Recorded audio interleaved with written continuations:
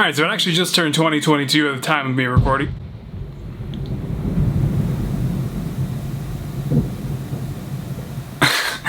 Sorry, that was a firework that just went off that legitimately just sounded like the slagging of a whole building.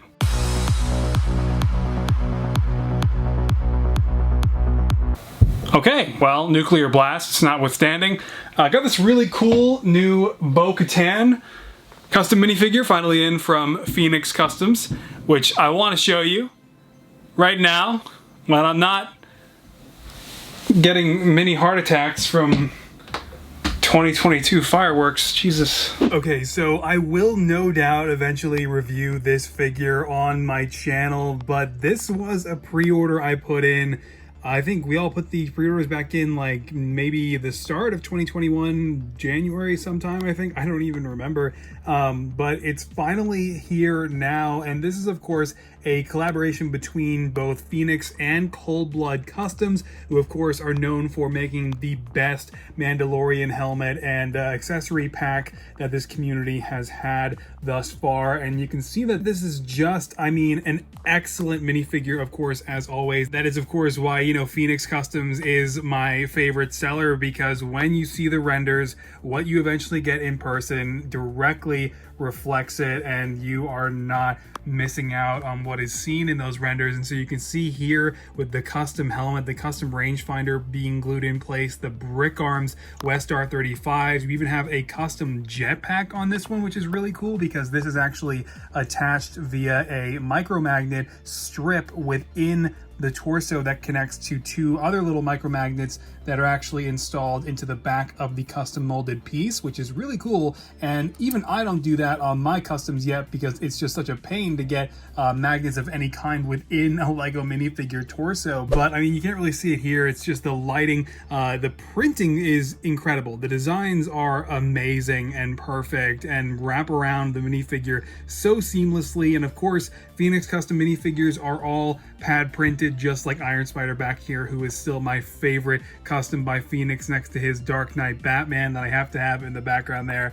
But it's really this unmasked head that blew me away. I don't take Phoenix's designs or the incredible wraparound pad printing for granted, but this unmasked head was definitely a #1 draw to this figure for me back when I pre-ordered it at the start of the year for sure. And I think this is definitely a lot better than the one that I featured in my showcase, because this hairpiece is just stellar. I mean, you look at the shape and the form of it, and it is perfect and directly accurate to Katie Sackhoff's wig in The Mandalorian Season 2, and the likeness is just literally perfect. And now here's my custom Bo-Katan minifigure that featured parts from Elm9 Productions and Nate's Minifigs, but now featuring Phoenix's new Bo-Katan head, and man, I just love how that looks. Although I do still like mine, this is just perfect, man.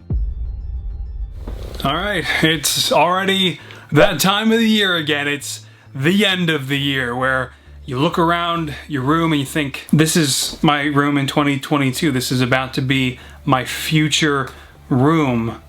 It'll be exactly the same in 2022 as it will have been like 10 seconds prior in 2021. So 2021 was, you know, I said it at the end of 2020, but just kind of saying it again, but with more effect now because it's slightly more evoking of an existential crisis this year for sure, is that 2021 was the fastest year I've ever experienced in my life. I mean, every time you think it cannot go quicker, I am just stunned by how you get to the end of each year and it's like, okay, that felt like a handful of months, not 12 months, not 365 days. And in this case, I can barely recall the whole first half of 2021. Yet this was a difficult year with more challenges that intensified or worsened, unfortunately. And, you know, some other bad things happened more recently, like losing our pup of 11 years. So it hasn't been great. But some good things did happen. Some really great things did happen. And I mean, thankfully, there are some pillars from the things that I love, like Zack Snyder's Justice League or Falcon and the Winter Soldier or WandaVision the first half of the year, when I was like, okay, yeah, first half of 2021 did happen. Not a total blur. There are at least a few things from that period that my brain didn't delete. However, the summer was unforgettable, unbelievable, and the craziest summer I have ever experienced in my entire life, that also had some of the best things ever happen to me and some of the coolest things that I will never forget. And I got to share a lot of those moments with some of the best people I have ever known, and it's really been the support from them and all of you guys here, especially on MGF Extra or on the Patreon, as I always say, because while I barely posted on the main channel in 2021, and I'm really hoping to change that in 2022 and not really have as high of a standard for myself for the type of videos that go up on the main channel, and just upload and just make content, and not be as much of a perfectionist to where I rarely ever post on the main channel. I think kind of the approach that I've actually taken on MGF Extra is something I'm kind of hoping to pour a little more into on the main channel over at MGF Customs, because, you know, the more casual vibe of just, here's what I'm working on, video for the day, and not really have every video need to be a pristine package is something that I'm interested in doing in 2022. But, you know, for the lack of custom minifigures that I once again made this year, and it was actually more than 2020, believe it or not, which is not saying a lot at all, I'm really proud of all those figures. And I put so much time and effort and passion into each one of them that even though they were, you know, in the case of like the Mandalorian Season 2 project, a year after, you know, if I'm being more fair, I stopped working on those figures for like a month and a half to do the Justice League customs for the Snyder Cut, which also turned out amazing given the time allotted. And then, like, you know, I wasn't working on them the whole summer between, like, you know, June and July. So it's like the Mandalorian Season 2 customs did, you know, I did finish that project a year later, but I was not working on them that whole year, you know, this whole year, right? So yeah, time really got away from me again in 2021, and I'm really hoping to try to fight against it and win again, because I feel like there were years where I did win, you know, personally. 2017, 18, those two were good years where I kind of look back and I'm like, time didn't get the better of me there. And I hope that 2022 will be the first year like that in a while. And I hope you guys will be there for it, because your support of me and the work, when it is complete, when I do have something cool to show you guys, you know, even in the week-to-week vlogs, kind of semi-weekly vlogs, yeah, it does mean a lot. And it's the reason that I'm still here and I continue to do this and work on the mini people. So with only 8 minutes left in 2021, I'm gonna do a hard cut to 2022.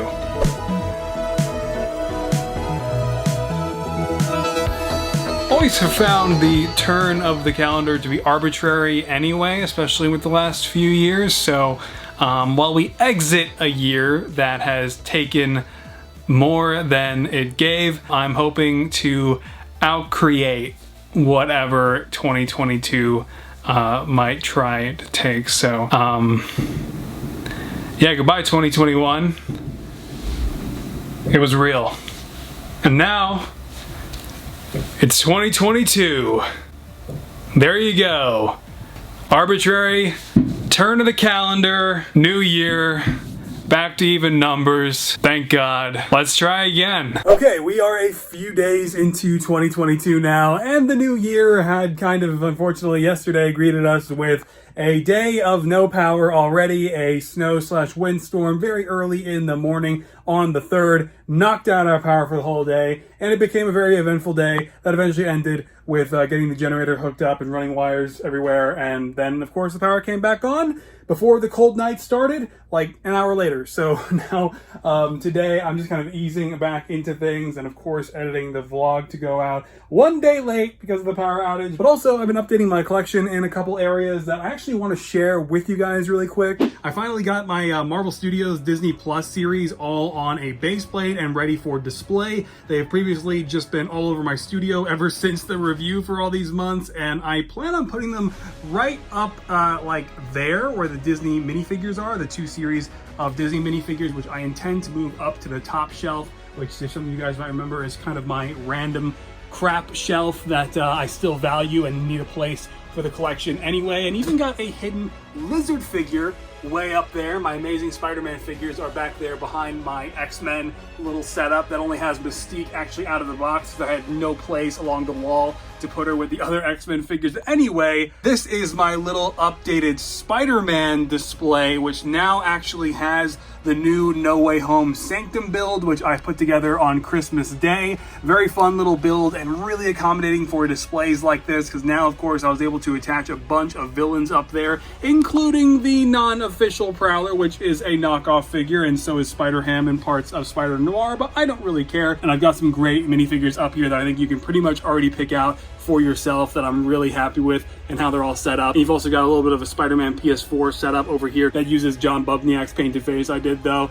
and then Willem Dafoe's Green Goblin up here on the edge of the new Sanctum, which I really like a lot. And then also you got J. Jonah Jameson, who I recently acquired. And speaking of recent acquisitions, I actually finally just got in the new Joker minifigure from the 2021 UCS Tumbler. Still gotta put him in that display case though, so he's just kind of standing on the edge, and hopefully he won't fall off. But anyway, moving back over here, you can see I've also got Sandman now fighting the black suit, where previously I just kind of had the black suit standing off to the left over here with Green Goblin. But of course now I've got Toby, Tom, and Andrew Garfield Spider-Man minifigures, all from Phoenix, by the way. And Phoenix just put up for pre-order a new version of Andrew Garfield Spider-Man, which I pre-ordered, a new version of Tom Holland's new classic suit, which I pre-ordered. But for the sake of the wallet, I decided to call it there and not pre-order the new Tobey Maguire version 2, because I do still really like the version that I have here. So those collaborative minifigures between Phoenix and Rex Mini Brick will eventually come much later on toward the end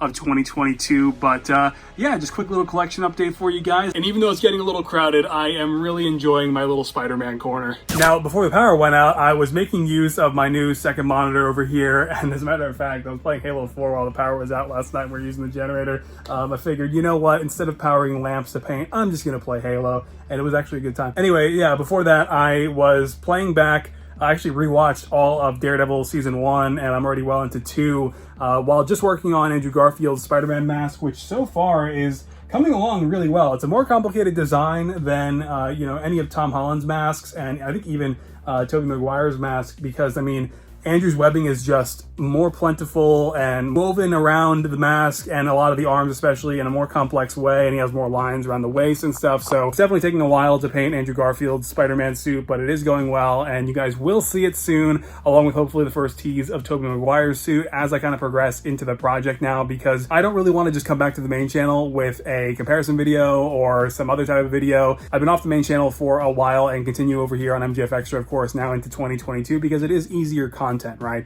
This is an extra channel. It's easier to just talk into my phone, edit the clips together, upload it, and just take a day and post that, and it's worth maintaining. And that's why I've continued to do this since, you know, the fall of 2020, because even though MGF Extra is a little bit of an added commitment, I still like to connect with you guys even when I'm not posting main channel videos. And so eventually I will have a proper making up video to kick off the Spider-Man No Way Home series, kind of leading up to the first showcase with the 3 web slingers, and everything else will fall into place with the villains, and I've already started kind of making preparations for that. But yeah, I mean, into 2022, obviously the projects that are still in front of me after all these Spider-Man costumes will eventually be the Batman, you know, Doctor Strange and the Multiverse of Madness, and so on. So 2022 definitely has a lot to look forward to in the way of customs, and hopefully, like I said in previous vlogs, an eventual return to form, beginning with the Spider-Man No Way Home project. And yeah, I mean, rewatching Daredevil season 1 and 2, just really, I mean, it's obviously like, I don't know, my 4th or 5th time through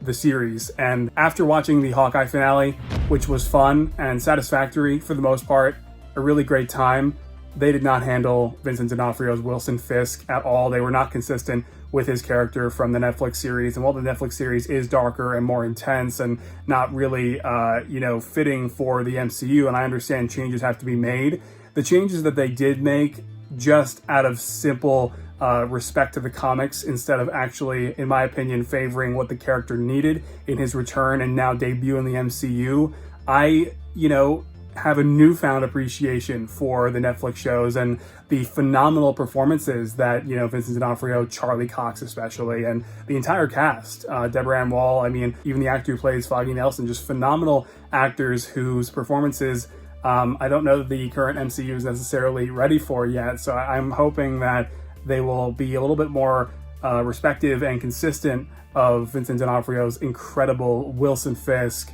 the, you know, dark, shadowy underworld crime boss of Hell's Kitchen that we saw in those shows, but now in the MCU. And they really need to bring back the fear of that character and the raw power that D'Onofrio brought to that role. But anyway, I was just really kind of thinking about all these things because I really feel like now, rewatching Daredevil season 1 and 2, I feel like many of us took it for granted now, seeing what D'Onofrio's MCU version of Kingpin will look like, and now I'm a little worried for Charlie Cox's Daredevil, but we'll see how it goes. But I did bust out my Daredevil from 2017 to display on my desk again, of course for obvious reasons, but also while I've got the show playing in the background again. A really incredible figure that still holds up really well. Even though I made that in 2017, it has definitely stood the test of time. So not making a new Daredevil anytime soon until his eventual debut in potentially She-Hulk, but anyway, I'm gonna get going, guys. Thank you so much for sticking with me through a weird 2021 and hopefully now a better 2022. So Happy New Year, and I'll see you soon. All right, take care. Bye-bye.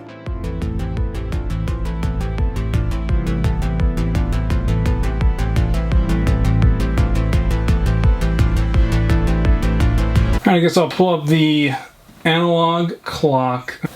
Every year I do this. It's like, how do I clock? You know, you'd think like doing this every year I would have a go-to site or like routine or religion like normal people for this type of thing. I don't.